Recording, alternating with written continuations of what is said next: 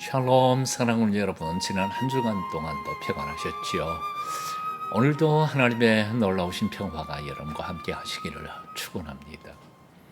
그리스도인이란 어떤 사람입니까? 그리스도를 마음의 중심에 모시고 살아가는 사람, 그리스도께서 내 삶의 주인이 되셔서 나를 다스리시는 사람, 세상 근심 걱정 모두 하나님께 맡겨놓고 믿음으로 살아가는 사람, 그리스도인이죠.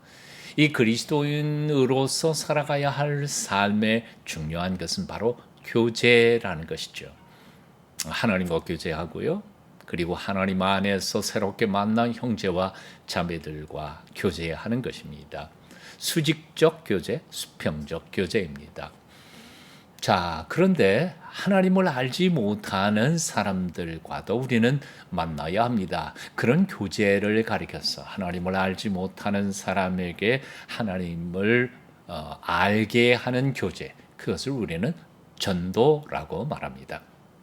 그러니까 전도도 사실은 믿지 않는 사람과 만나서 하나님을 소개하는 교제의 삶이라고 말할 수 있는 것이죠. 자, 오늘은 바로 이 전도에 대하여 함께 말씀을 나누려고 합니다. 이 전도에 대하여 말씀을 드리기 전에 하나님께서 우리에게 주신 두 가지의 중요한 명령을 되새겨 보려고 합니다. 하나님께서는 온 세상을 창조하시고 그 가운데 하나님 당신의 형상대로 인생들을 지으시면서 마음껏 복 주시고 복되게 살면서 온 세상을 통치하고 다스리고 가꾸라 명령하셨습니다. 창세기 1장에 나오는 말씀이죠. 이것을 우리는 흔히 문화명령, 삶의 명령이라고 말합니다. 이 명령은 하나님의 형상대로 지음을 받은 인생들 모두에게 해당되는 명령입니다. 창세기 1장 28절이죠. 하나님이 그들에게 복을 주시며 하나님이 그들에게 이르시되 생육하고 번성하여 땅에 충만하라, 땅을 정복하라, 바다의 물고기와 하늘의 새와 땅에 움직이는 모든 생물을 다스리라 하시니라. 이것이 바로 문화명령 혹은 하나님의 형상대로 지음을 받은 모든 인생들에게 주시는 행복의 명령이라고 말할 수 있습니다.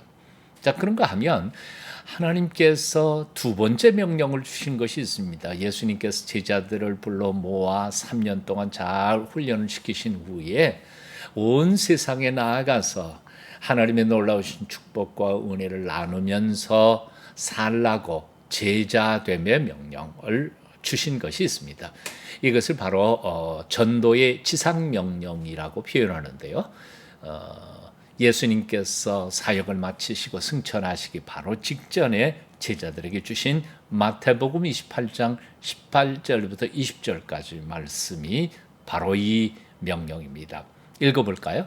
예수께서 나와 말씀하여 이르시되 하늘과 땅의 모든 관세를 주셨으니 그러므로 너희는 가서 모든 민족을 제자로 삼아 아버지와 아들과 성령의 이름으로 세례를 주고 내가 너희에게 분부한 모든 것을 가르쳐 지키게 하라. 볼지어다 내가 세상 끝날까지 너희와 항상 함께 있으리라 하시니라.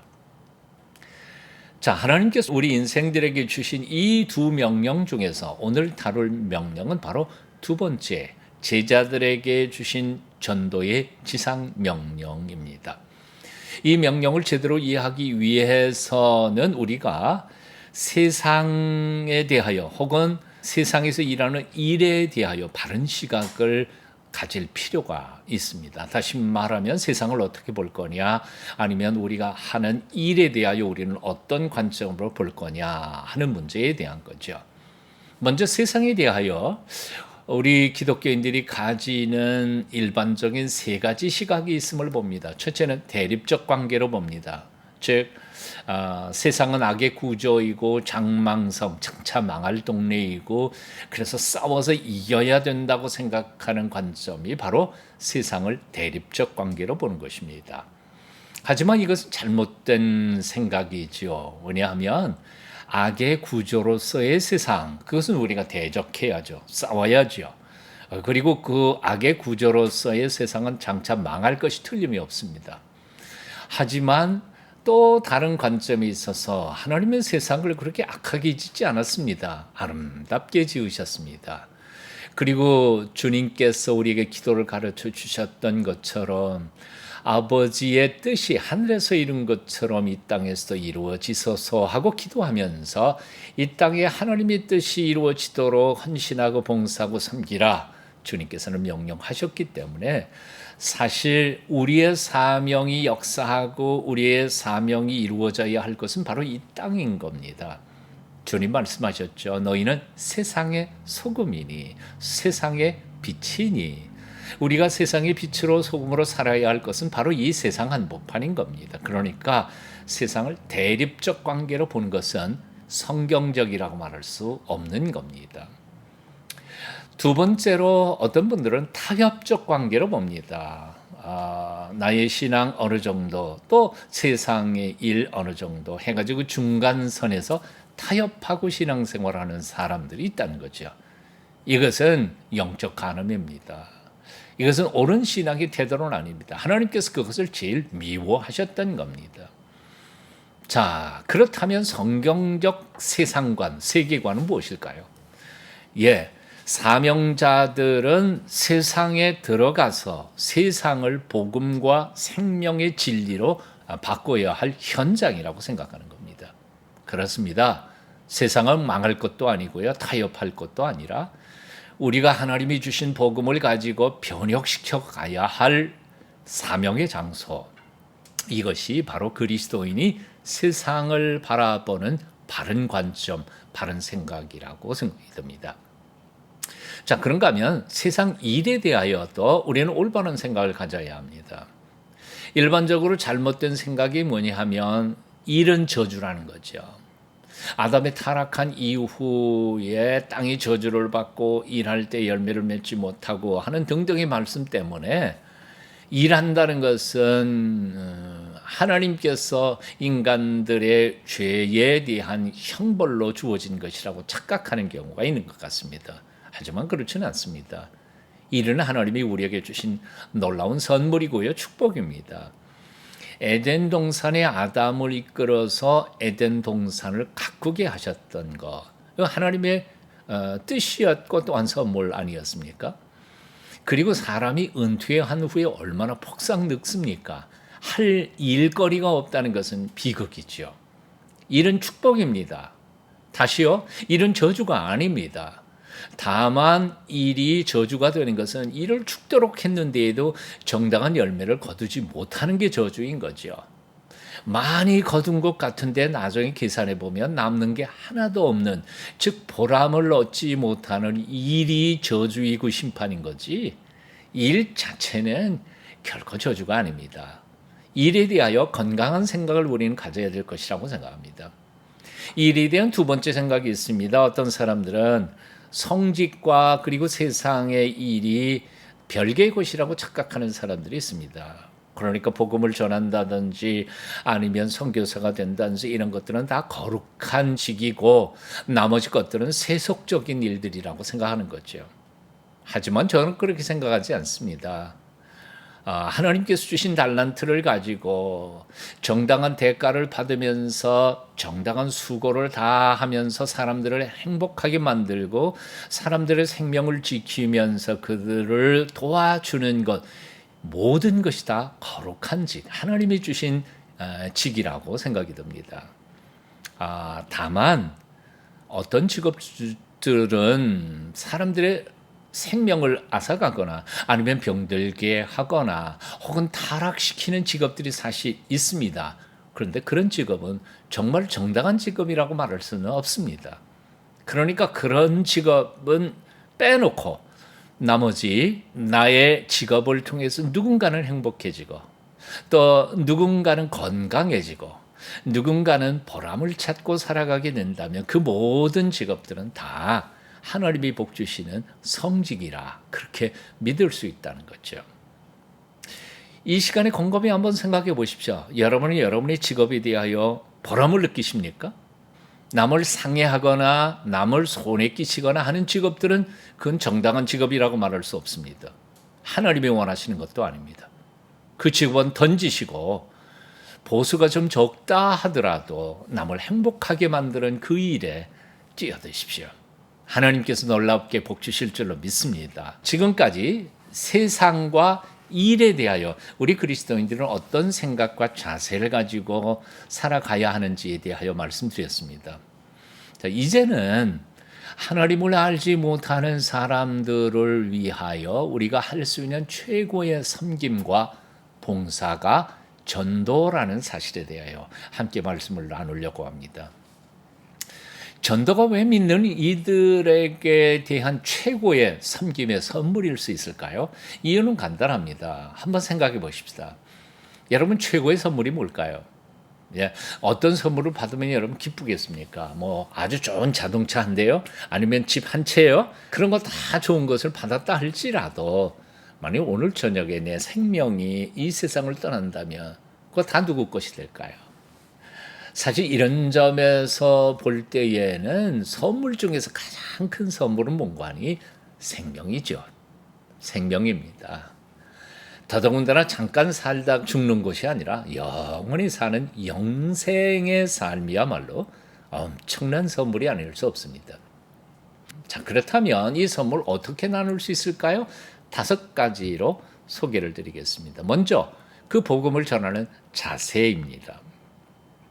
예수님께서 사도행전 1장 8절에서 말씀하셨습니다. 오직 성령이 너희에게 임하시면 너희가 권능을 받고 예루살렘과 온 유대와 사마리아와 땅 끝까지 이르러 내 증인이 되리라. 증인이란 어떤 사람입니까? 어떤 사실을 본 대로 들은 대로 증언하는 사람입니다. 그런데 이 증인이 된다는 것은 결코 쉬운 일이 아닙니다. 왜냐하면 어떤 때에는 전하는 사실에 대해서 목숨을 걸어야 할 만큼 위험한 일이기도 하기 때문에 그렇습니다. 그래서 증인은 용감해야 합니다. 정직해야 합니다. 조금 더 사실을 숨기거나 왜곡해서는 안 될 것입니다. 전하는 내용이 진실인 것에 대하여 자신의 목숨을 걸어야 하기도 합니다. 그래서 헬라어로 증인은 곧 순교자라는 뜻도 있습니다. 성경이 나타난 복음을 전하는 증인들의 몇 가지 모습을 한번 살펴보려고 합니다. 먼저 안드레입니다. 안드레는 예수님을 만난 후에 제일 먼저 자기 형에게 예수님을 소개합니다. 그리고는 그를 데리고 예수님께 나아가서 예수님께 소개를 드리죠. 요한복음 1장 40절부터 42절까지 한번 읽어봅니다. 요한의 말을 듣고 예수를 따르는 두 사람 중에 하나는 시몬 베드로의 형제 안드레라. 그가 먼저 자기의 형제 시몬을 찾아가 말하되 우리가 메시아를 만났다 하고 데리고 예수께로 오니 예수께서 보시고 이르시되 내가 요한의 아들이니 장차 게바라리라 하시니라. 아멘.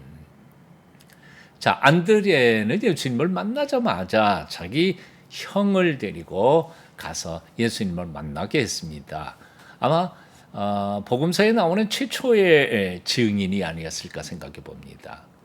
자, 그런가 하면 사도 바울은 자신에게 대하여 어떻게 간증했는지 또 읽어봅니다. 사도행전 22장 15절이죠.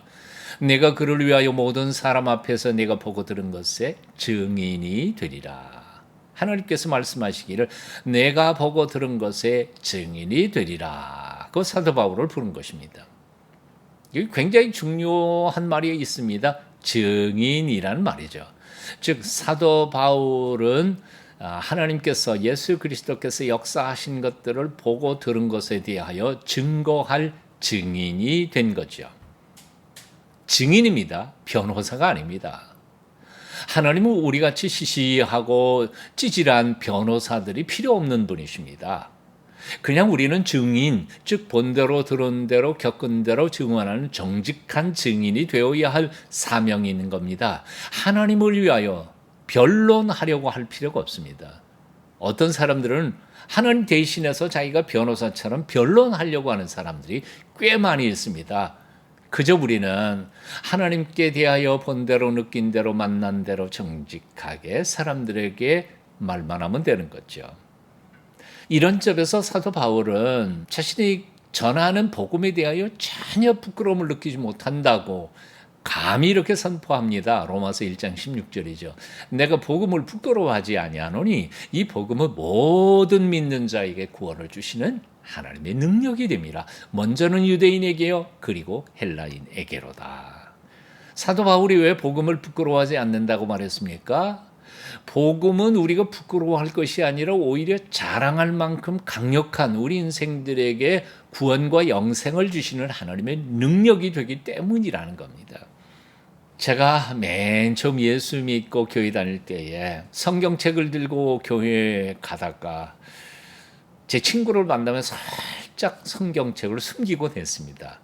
사실 성경책 들고 다니는 게 부끄러워서 그랬던 거죠. 성경책이 만일 입이 있다면 이런 말을 했을 것 같다는 생각이 들었습니다. 야 이놈아, 내가 널 부끄러워해야 하느냐, 내가 날 부끄러워해야 하느냐 하는 거죠. 칼 바르트가 그런 비슷한 말을 했습니다. 하나님이 만일 긍휼의 하나님이 아니시라면 아마도 우리를 부끄러워하셨을 것이다. 사도 바울은 복음을 부끄러워하지 않는다 했습니다. 왜요? 복음은 영생하는 하나님의 능력이 되기 때문이죠. 예, 복음 전도의 자세 어때야 합니까? 당당해야 합니다. 자신 있게 해야 합니다. 나는 형편없지만 복음은 능력이 있습니다 하고 전할 수 있어야죠. 자, 두 번째 기억해야 할 것은 복음은 말로 전하기 전에 삶으로 복음이 진실임을 세상 앞에 보여줘야 한다는 거죠. 사도 바울은 빌립보서 2장 15절에서 이렇게 적었습니다. 이는 너희가 흠이 없고 순전하여 어그러지고 거스르는 세대 가운데서 하나님의 흠 없는 자녀로 세상에서 그들 가운데 빛들로 나타내며, 복잡하게 설명을 했지만 간단히 말하면 이런 겁니다. 이 어두운 어그러지고 거스르는 세대 한가운데서 여러분들은 흠없는 하나님의 자녀로 빛으로 살아야 합니다 하는 거죠. 흠없고 순전한 삶을 살아야 합니다 하는 겁니다. 우리가 하나님의 백성 그리고 복음의 백성으로 사는 아름다운 모습을 보여주기 전까지는 세상 사람들은 하나님이 계신지 안 계신지, 복음이 능력인지 아닌지 전혀 모른다는 겁니다. 자, 그런가 하면 예수님께서도 마태복음 5장 16절에서 이렇게 말씀했습니다. 이같이 너희 빛이 사람 앞에 비추게 하여 그들로 너희 착한 행실을 보고 하늘에 계신 너희 아버지께 영광을 돌리게 하라. 한마디로 말해서 뭡니까? 우리가 착하게 살고 세상 사람들이 칭찬할 만한 삶을 살게 될 때 우리 안에 계시는 보이지 않는 하나님을 사람들이 어렴풋이 느끼면서 하나님께 영광을 돌리게 된다는 겁니다. 사도 바울은 우리가 예수 그리스도의 복음의 편지라고 표현했습니다. 우리의 말로 쓰고 삶으로 드러내는 예수님의 향기로 살아야 한다고 가르쳤습니다. 요즘에 예수님을 믿는다 그러면서 구린 냄새만 피우는 크리스찬들이 얼마나 많이 있는지 모릅니다.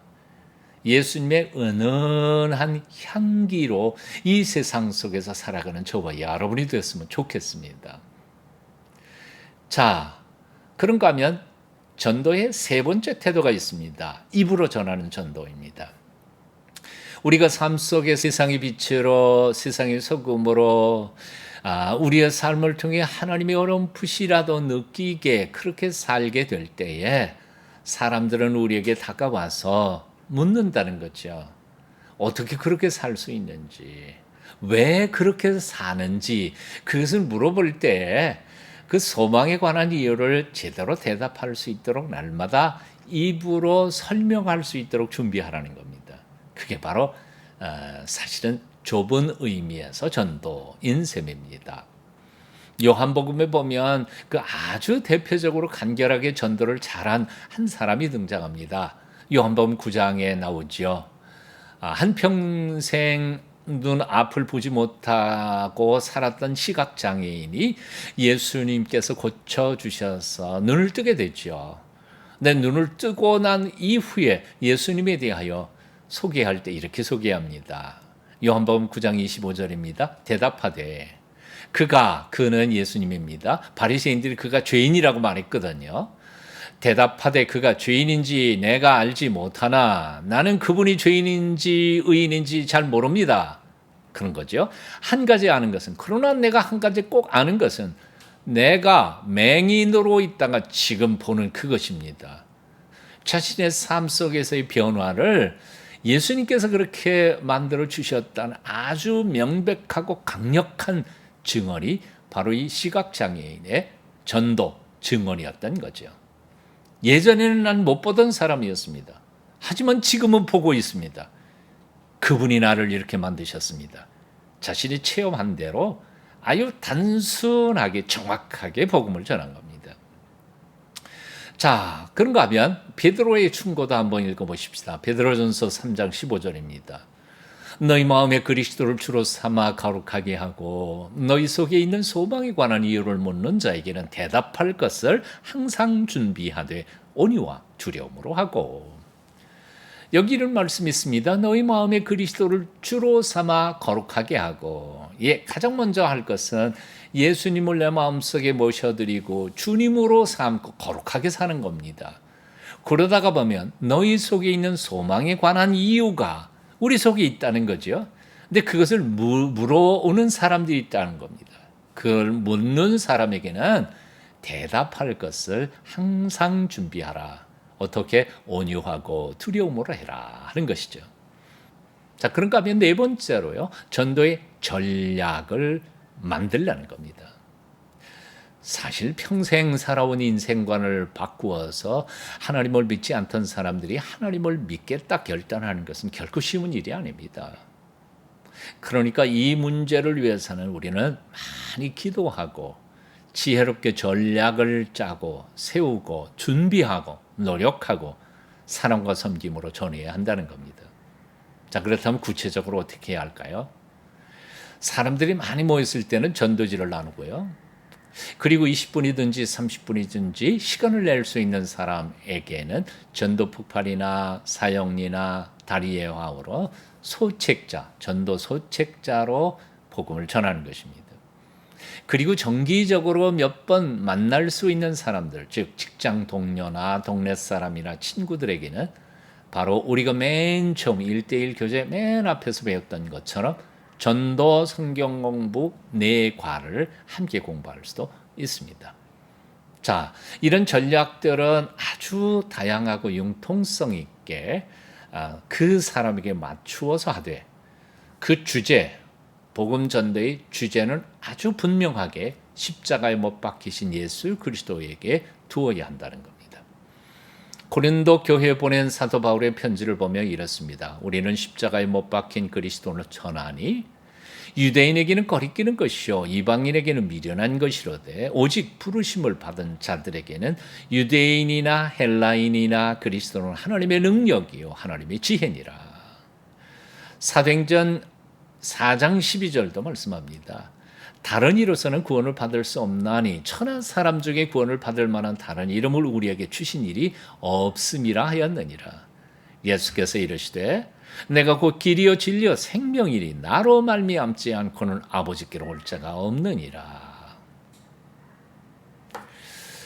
그렇습니다. 구원을 받을 수 있는 길이 예수님밖에는 없기 때문에 우리는 복음을 전할 때 오직 십자가의 예수님에게만 집중해야 한다는 겁니다. 복음 전도 전략 중에서 가장 효과적이고 도움이 되는 것은 바로 나의 간증문을 쓰는 것입니다. 간증이 참 효과적입니다. 왜냐하면요, 내게 일어난 거니까요. 철학적이고 신학적이고 이런 건 어려워서 모르지만 아까도 소개했던 것처럼 시각장애인이 나는 전에는 맹인이었습니다. 지금은 눈 보고 있습니다. 그분이 내게 이렇게 하셨습니다. 하는 것처럼 소박하게 말하는 거죠. 이것은 사도행전 26장 1절부터 29절 사이에 사도 바울도 그렇게 간증하고 있음을 봅니다. 꼭 사도행전 26장을 꼭 읽어보십시오. 여기에는 세 가지 구조가 되어 있습니다. 첫째는 예수님을 믿기 전에 나는 어떻게 살았고 무슨 생각하면서 살았는지, 두 번째는 예수님을 내가 모시게 된 동기가 어떻게 된 건지, 그리고 마지막으로 세 번째는 예수님 믿고 난 다음에 나의 삶은 어떻게 변화됐는지, 생각이 어떻게 바뀌었는지를 또박또박 한번 적어보는 겁니다. 이걸 적지 않고 말하는 것은 굉장히 어렵습니다. 그래서 때로는 3분짜리로, 때로는 5분짜리로, 10분짜리로 또박또박 적어보고 그리고 그것을 암기해보고 아주 잘 표현할 수 있도록 훈련할 필요가 있는 거죠. 자, 마지막으로요. 전도가 그냥 연례 행사가 아니라 우리의 삶이고 생활이 되기 위해서는 5가지를 기억하시라는 겁니다. 첫째, 성공적인 전도는 내가 전도해서 교회로 그 사람을 끌고 오는 게 아니라 성령의 능력 안에서 그리스도를 그냥 있는 그대로 전하고 그 결과는 하나님에게 맡기는 것이다. 굉장히 중요한 겁니다. 믿고 안 믿고는 하나님이 하실 일입니다. 오늘 믿을지 10년 뒤에 믿을지 20년 뒤에 믿을지 그것도 하나님이 하시는 일입니다. 그러니까 억지로 교회로 끌고 나오는 게 성공적인 전도는 아닙니다.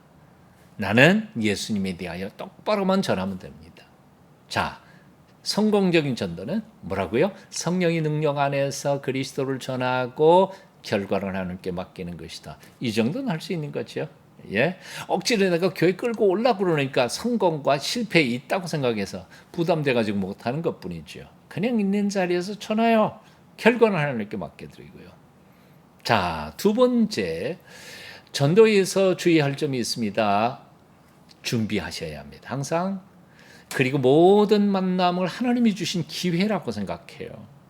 그리고 모든 대화는 예수님, 십자가에 죽으신 예수님에게만 맞추어서 대화를 하셔요. 그것이 전도인 겁니다. 3번째 주의점은 기도하라는 겁니다.